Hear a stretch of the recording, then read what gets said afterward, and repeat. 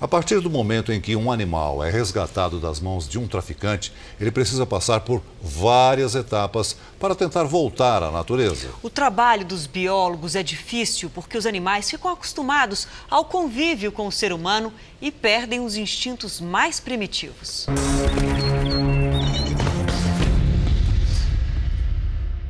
O filhote de macaco da espécie bugio se lambuza com a banana dada por um tratador.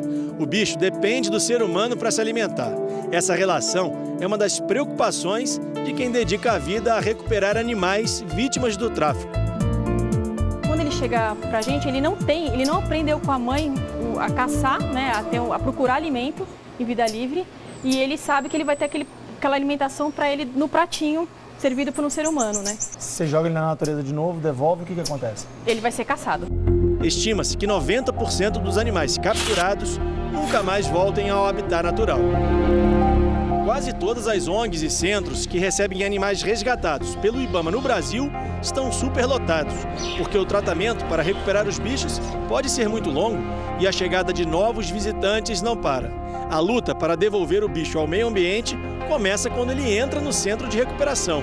O quanto tempo isso vai levar depende do período que o animal foi mantido em cativeiro. A gente não consegue soltar esse animal de volta, né?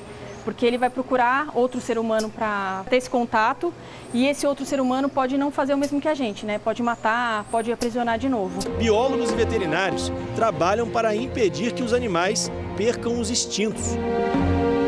Na maioria das vezes, é difícil saber há quanto tempo os bichos estão aprisionados. Muitos chegam machucados, famintos e com sinais de estresse, o que também atrasa a recuperação. São as mazelas do cativeiro do tráfico. Algumas aves têm as asas quebradas, alguns animais ficam cegos, outros animais adquirem doenças graves.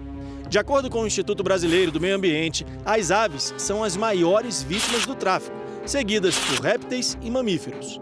Entre os animais do grupo dos répteis, os jabutis são os mais procurados pelos traficantes. A maioria é capturada ainda filhote, pela facilidade de transporte. Nessa idade, eles são tão pequenos que, olha só, cabem na palma da mão. Mas esses animais podem crescer bastante, dá para ver pela diferença de tamanho. Só que poucos chegam à idade adulta, porque sofrem maus tratos. E às vezes as sequelas são irrecuperáveis. O sofrimento é para o resto da vida.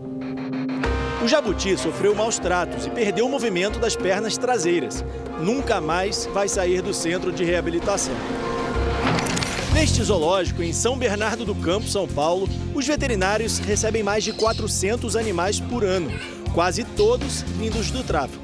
A maioria com deficiências graves que impedem a vida em liberdade.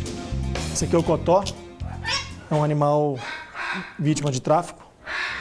E olha, teve a pata amputada, né, Marcelo? Isso. Pequenas lesões acabam evoluindo e quando chegam para a gente, como foi o caso dele, nós tivemos que amputar a pata dele por causa da extensão da lesão, né? E aí esse é um bicho que não volta para a natureza de jeito nenhum, né? Não tem como mandar um animal amputado de volta para a natureza. Então ele vai ficar no cativeiro o resto da vida. O animal trazido para este centro de recuperação passa primeiro por uma triagem, para saber o nível de ferimentos e a condição de saúde dele. O isolamento evita contato com animais que já estão num estágio mais avançado do tratamento.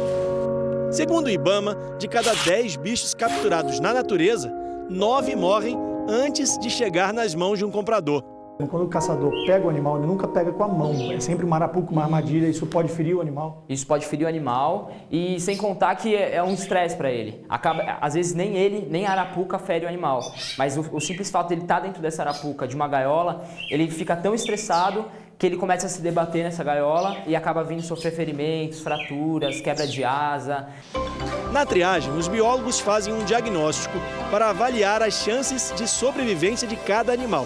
Os feridos são medicados e passam por uma quarentena até que recuperem os movimentos. Esse é um falcão relógio. A veterinária está fazendo agora uma imobilização porque ele chegou com muitas fraturas. Muitos chegam obesos, chegam com uma massa de gordura grande, porque é alimentado só com girassol, tem uma alimentação errada. A gente faz adaptação alimentar, que daí a gente começa a pegar frutos que esses animais encontrariam na natureza. e dificulta a vida deles, né, na obtenção de alimentação. A gente quer que ele não tolere a presença humana ou que ele tolere o mínimo possível. Os biólogos medem, pesam e catalogam os animais. As aves recebem anilhas com números de identificação. Assim, os especialistas conseguem monitorar os movimentos do bicho depois da soltura. O gavião, conhecido como carcará, passou pela reabilitação e está pronto para o último teste. Agora ele precisa provar que pode sobreviver de novo na natureza. O bicho recebe anilhas. Depois, os biólogos prendem braceletes de couro nas patas do animal. Eles servem para amarrar o fio, que vai manter o carcará preso sem machucá-lo, como uma coleira. A técnica é a mesma usada na falcoaria, para treinar aves de rapina ainda maiores e mais fortes. Toda essa preparação é para que o falcão possa passar pelo treinamento de voo. Esse teste precisa ser feito fora de um recinto fechado, num local aberto como esse aqui, porque só assim o bicho consegue ver o horizonte e se sente estimulado a voar.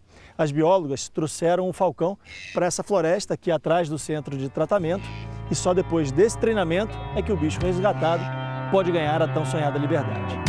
À medida que o animal alça voos maiores, o fio vai sendo liberado. Você começa lá com 5 metros, quando ele atinge mais ou menos uns 20 metros, 25 metros de distância de fio, a gente já considera um animal apto para a natureza. O teste tem que ser feito em etapas. A primeira tentativa de voo é atabalhoada. Mas os biólogos insistem. Segunda tentativa.